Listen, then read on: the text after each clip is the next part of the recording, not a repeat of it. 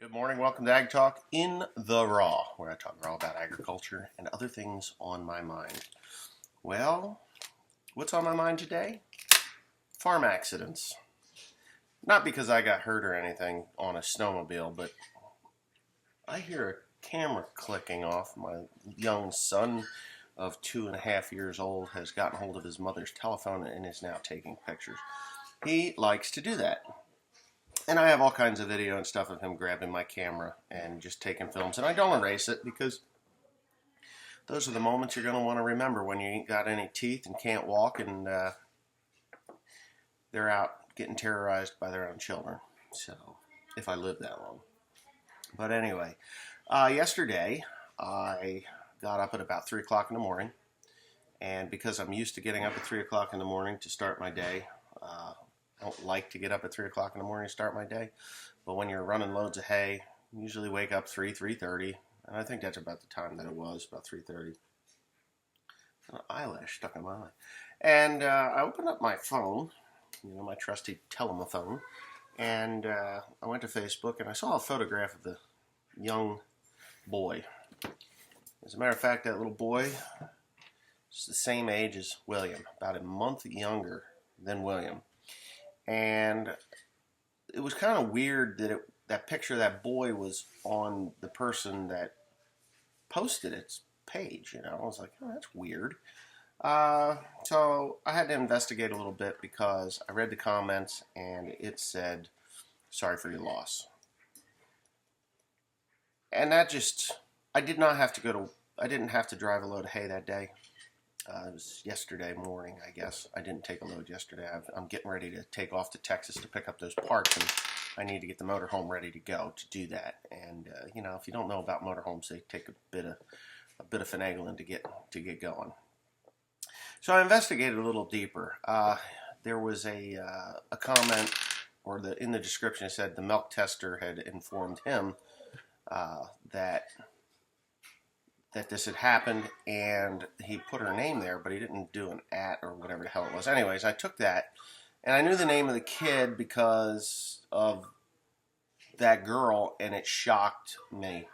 I'm not going to use the name just because it's a 2.5-year-old little boy, and it's not really my business. But if you look it up, New Jersey farm accident in February 2020, you'll be able to see that. What a terrible thing. It doesn't say what happened. Your food's ready. Oh, my food's ready? Okay, so I'm back. I had to pay my bills before I came back to this. So it's been about an hour, and if I repeat some stuff, I'm sorry about that. But anyway, so this kid, this little boy, was killed in a farm accident. It's a dairy farm. Doesn't state what happened. Doesn't state, all it says is this kid lost his life in a tragic farm accident. So they set up a GoFundMe account, which to each their own. You know what I mean? I mean, it's like no amount of money will take away the pain that a parent, or grandparents, or great-grandparents feel when they lose somebody. GoFundMe accounts are nice, I guess, and they've gotten quite a bit of money, and it's for funeral expenses and stuff like that. Now,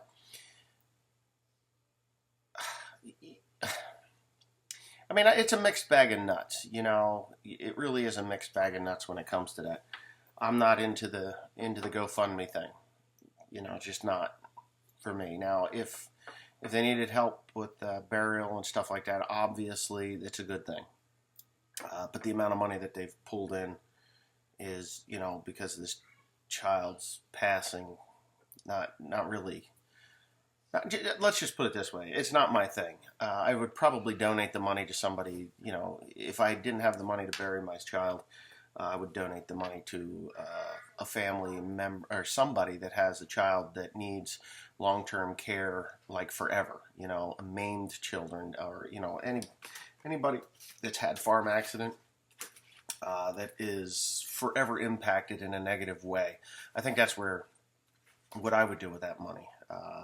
I do know a local family here that lost a child, and they got a fair amount of money, and Next thing, they got a whole bunch of newer equipment showing up at the farm. You know, I had a big problem with that, which it's not my choice, obviously. But anyway, so this kind of strikes home for me because, as you know, I have a little guy that is a month older than this little boy that was tragically killed in this accident. Uh, I watch him like a hawk. You know, we if there's if there's a tractor moving, he's in it. Can't get hurt in the tractor, you know, so he can't get run over in the tractor. If there's a piece of equipment running, I've got him. He's not going to get away from me. But as a 2.5-year-old little boy, he's very curious. He is uncontrollably curious. Let's put it that way. I mean, he's scared of certain things, but he's not scared of enough. And I'm talking about my child. You know, he's a wonderful little boy, and I fear that he's going to get hurt. You know, and my biggest fear, honestly, is that we have him in a tractor. Now, the old synchronized transmissions and the old quad ranges and the power quads and the different types of transmissions, power shifts even, power shift you could probably have gotten, you know, because you just pull that thing out and go up through with some of the older ones. But I don't worry about the power shifts so much as I do these IVT transmissions. But my fear is that I or his mother will get out of the tractor and will be running one of these IVT transmission tractors, and little William gets a hold of the stick and throws it into forward and either runs one of us over and kills us, or runs the damn tractor down across the field at, 30 miles an hour, pulling a baler, and crashes into God knows what. And that is a huge possibility with these tractors, because you're not supposed to leave your kids in there. So when you put it in park, the switch on the seat is supposed to prevent them from moving without the weight of a person in the seat. Now, I don't know what the actual weight is. Is it 30 pounds? Is it 100 pounds? Honestly, I think it should be somewhere around 75 pounds, because, my wife really isn't that heavy. And when you bounce like this in the seat, you can actually shut the tractor off or slam it into neutral. But at, 75 pounds probably should be a pretty good set. I don't know if it is or not. But anyway, with that being said, those are my worries. This was a dairy farm. Dairy farms have a whole nother level of dangers. Just the animal factor alone. Once upon a time, we had a bull, and Timothy was out behind the manure spreader, alongside the manure spreader, taking a leak. He was peeing, and he says he just felt like something was coming. He didn't hear anything. He just felt like something was coming. And when he turned, the bull had gotten him and pinned his arm up against the manure spreader, and he actually he gored the manure spreader. Tim's arm slipped out from under his head, and he flipped over the power takeoff shaft, and that bull came around that tractor and charged at him as he went under the barn cleaner elevator between the manure spreader and the barn, and up into the barn. And then he called me and told me that the bull had attacked him. And then I promptly went over and shot the bull, skinned it out and gutted it, and we ate the damn thing. The bull's name was Walter. So when you've got little kids and a bull, even adults and a bull, my uncle was attacked by the bull over there when my grandfather was still alive, my mother's father, my mom's side of the family, and I think he had a concussion, because he would just, some of the weirdest things, he would hop off of I'll never forget my grandfather saying that my uncle had gotten off of the four-wheeler, his quad, in the middle of the road and walked into the house to get something to eat, and it was sitting in the middle of the road running, and he wasn't anywhere to be seen. He was in the house getting something to eat. Just weird stuff like that, and that was from the bull. Do know some people that have been killed in the dairy industry just by the equipment that's used. Barn cleaners, barn cleaner tearing off legs. Heard of a guy losing a leg in a silo unloader. You know, you trip and fall or have loose clothing in the wintertime and you're up in that silo and the damn thing catches your clothes, you're going wrapped up in it and it's going to cut you apart or kill you. And that happened. We had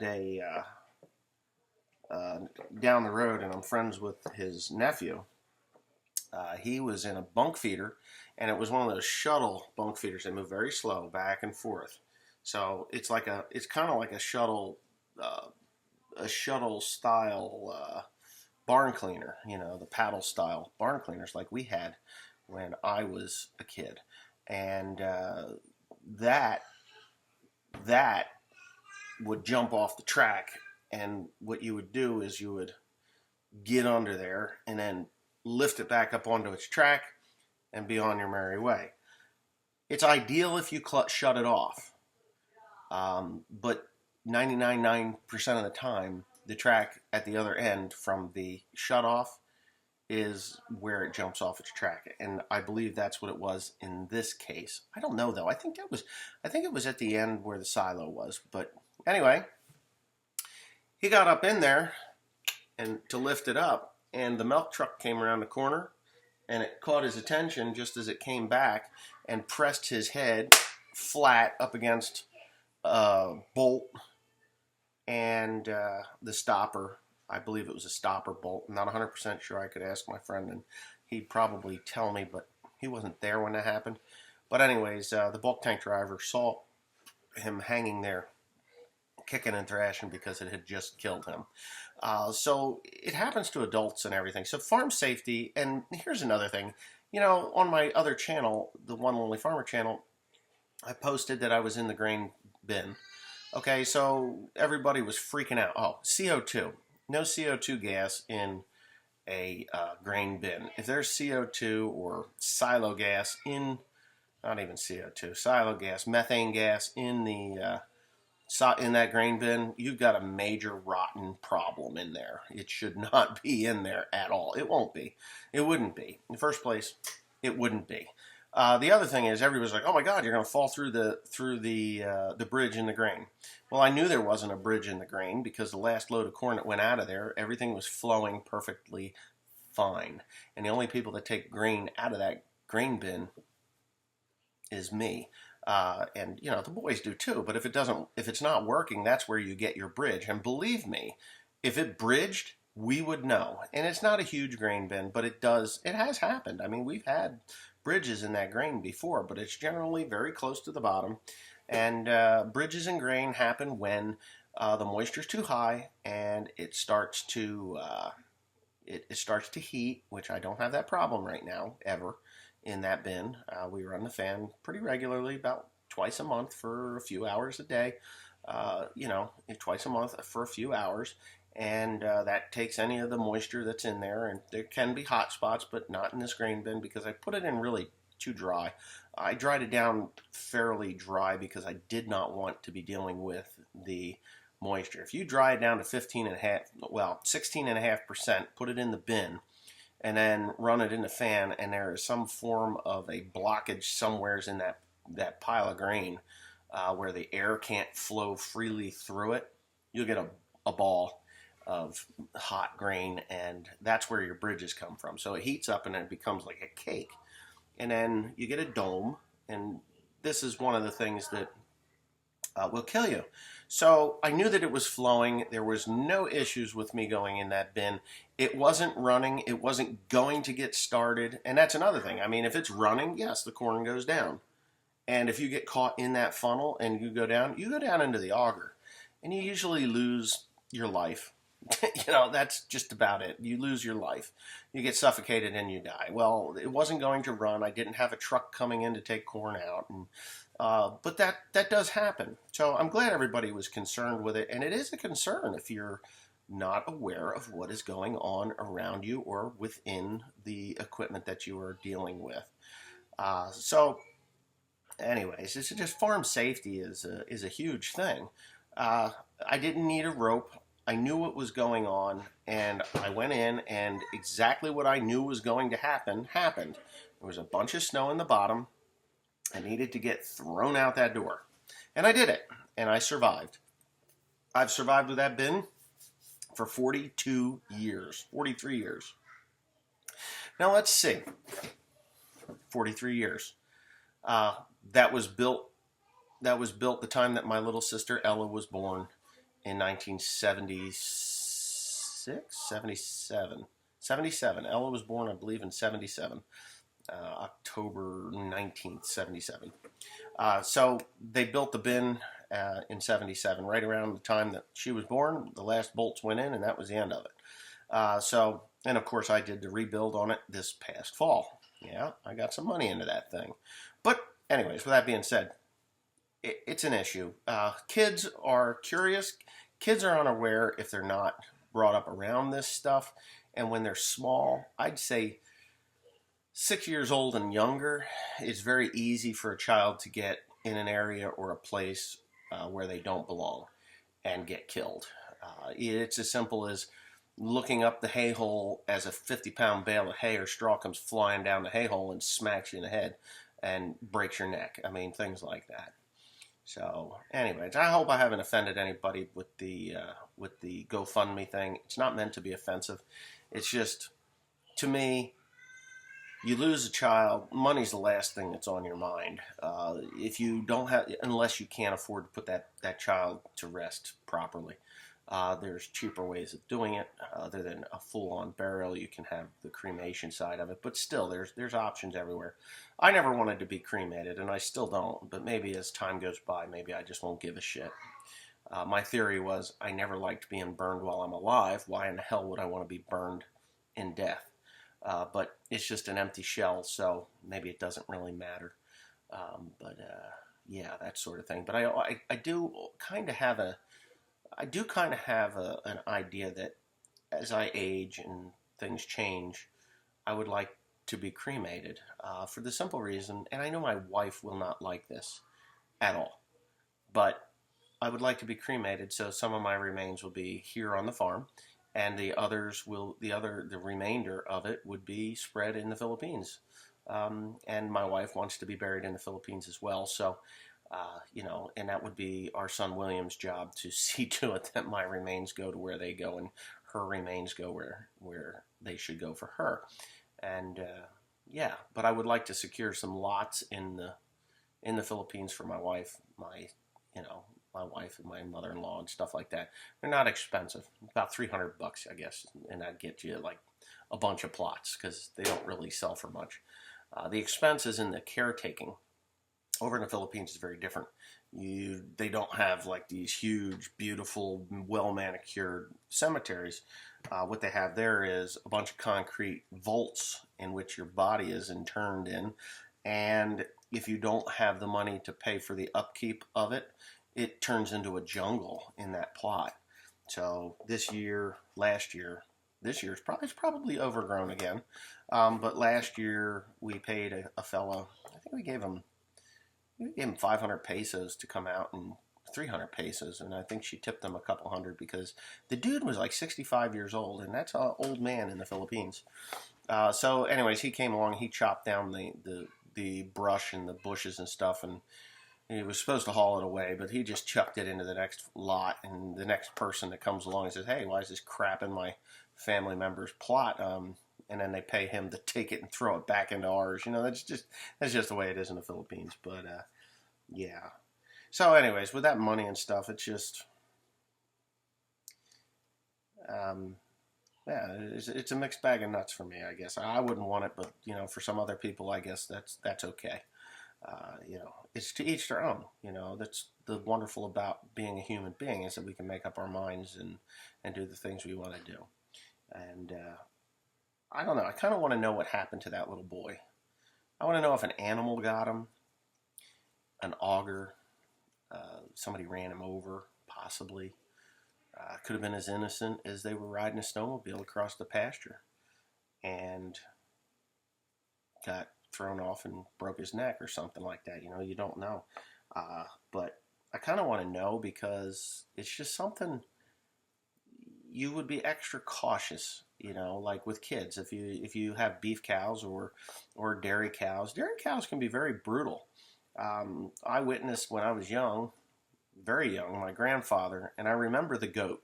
You know, my grandfather bought a goat, and he took the goat, and it was in the what we called the chicken house, which was a chicken house at one time, and then it was the heifer pen, and that's where we raised our heifers in this converted chicken house.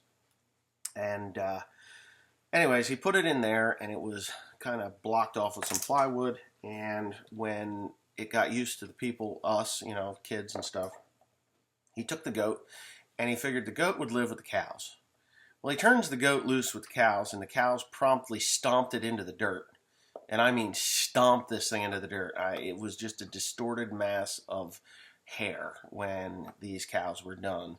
And it's a very real thing. And it was one of the first things that I noticed when I was a kid that, you know, these cows can be dangerous. You know, I mean, mom and dad always told us don't get in with those cows, but you know, what's a cow gonna do? You know, you get right up next to them, you're washing their tits and curry combing them and milking them and doing all this stuff. They're fine, right?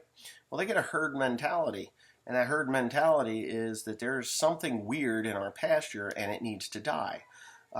Again, when I was an adult, we had a dog, and the dog had puppies, and the old dog took one puppy, up into the pasture, and the cows stormed the dog.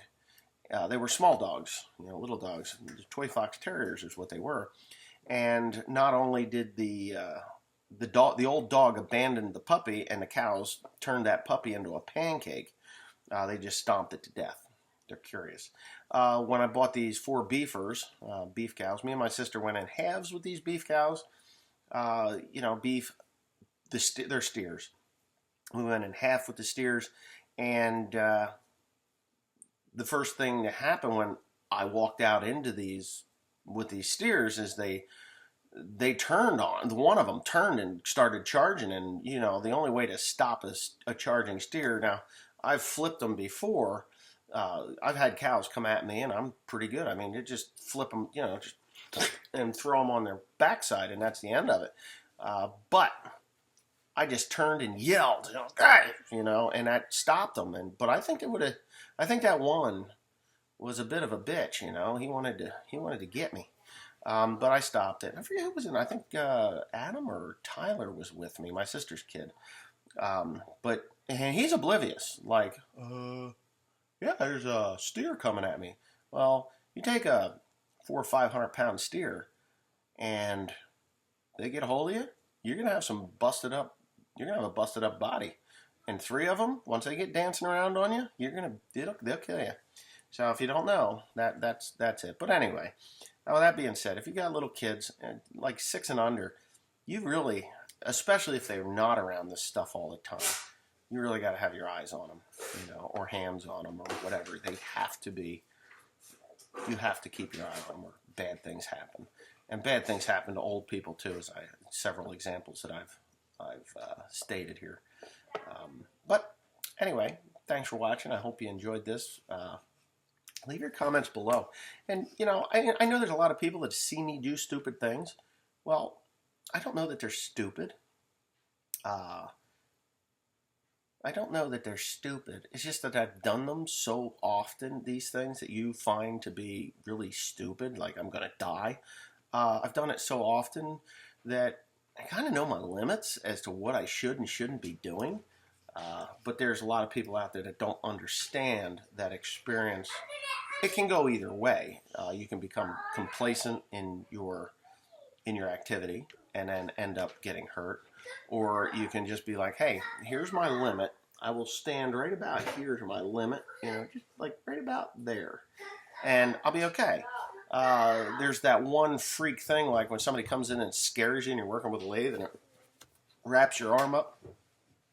Or even taking that plate of steel and putting it on the end of the shaft, and I know that freaked a bunch of people out. I knew it wasn't going to fit. I knew it wasn't going to fit, and I knew it would freak people out. That's why I did it. And it worked. My baby. You're a baby? Let's see my baby. I mean, I would just be devastated if something happened to this little guy. Because he's got cute little cheeks, right? Look at these cheeks. Are you a good boy? You're a good boy? Boy. Good boy. Yeah, he can repeat really well. he doesn't want to put two words together. So we put him in a straitjacket like this so he can't get you. Right? And somebody said that we abuse him and they were going to call Child Protective Services on me. I don't think that's necessary. But if you want to, you can. They'll come out and they'll go through my house and say, oh, what's in your basement? Where's the knives and the, watch this. He's going to do this. And on. Can you turn it off? Oh, he's the devil. Uncontrollable curiosity. I mean, I think he would be someone that would get hurt if you weren't right up his ass. He would, because he just got to be right in there. Just like, and if you've seen him in the shop, he's right in there, you know. And there were people that were freaking out because, oh, you need safety glasses. I wasn't doing anything that would have caused chips of steel to fly at him. When we did have, when I was grinding stuff, he was ushered out of there. And the other thing was hearing protection. If he heard 5 blows of the hammer before his mother took him outside, that was a lot. So, because and I edited it out, so you know that I edited that I got him out of there. So you didn't see him anywhere near there because he wasn't. He was outside doing boy stuff. Right, Will? Don't touch my camera. God. He's like, anyway, have a nice day. Gonna post this. Enjoy. Comments in the bottom there. You know, if you know anybody I'll read the comments when I get back from Texas. It's gonna be about a week. So you're gonna get some shoddy photographs and stuff, or video stuff. Probably just from my cell phone. You fall off of there, it's gonna hurt you more than it's gonna hurt that floor. You wanna come over? So, yeah. So we got to go to Texas and pick up those parts, blah, blah, blah. I'm not stopping to see anybody, so, I mean, the offers are great and everything. But leave your comments in the comment section below. If you know of anyone that's been hurt, maimed, mangled, or even killed, leave that story, because I think awareness of how quick it happens is more important than just saying, you know, you really shouldn't climb in a grain bin without a rope. You know, because people watch movies like A Quiet Place and see these kids fall into a harvest or silo that's full of grain, which does have, hey, will you stop that? Which is full of grain, which is fine, but they start sinking. Well, you don't sink in corn unless there's a bridge and you fall through, or the auger's on and it sucks you down. So you just look. There's a story to every tragedy, and it's good to say the entire story instead of using a Hollywood projection of what may or may not happen to you. And yeah, so leave those comments down there. I'd love to read them off, and you can call me an idiot. That's fine. And you can call me whatever you want. It's okay. I just would really like to hear some of these tragic stories or near tragic stories where people have, you know, like complacency. Complacency is probably the biggest killer in this industry. It really probably more than likely is. But anyways, thanks for watching.